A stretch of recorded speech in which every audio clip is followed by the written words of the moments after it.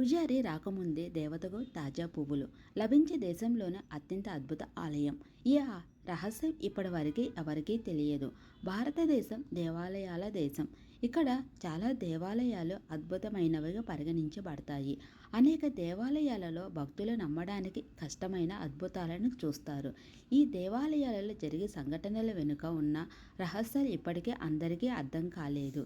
ఈ ఆలయంలో ఒకటి మహార్లోని మా శారదా శక్తిపీఠం. మైహార్లోని శారదా ఆలయం దేవత యొక్క 51 శక్తి పీఠాలలో ఒకటి.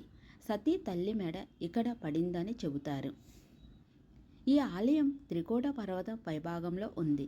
పర్వతం పైభాగంలో నిర్మించిన ఈ ఆలయంలో నిజమైన భక్తితో దేవతను సందర్శించే భక్తుల ప్రతి కోరిక నెరవేరుతుందని చెబుతారు.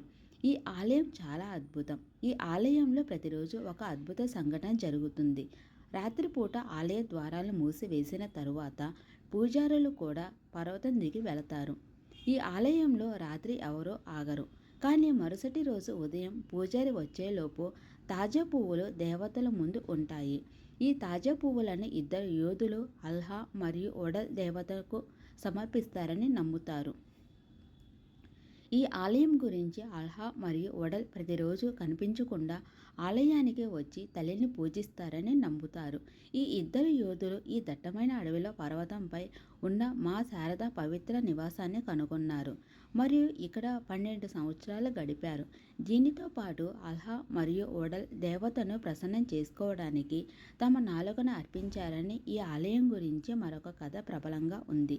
అప్పుడు తల్లి ఆమె భక్తికి సంతోషించి వారి నాలుకను తిరిగి వచ్చేలా చేసింది.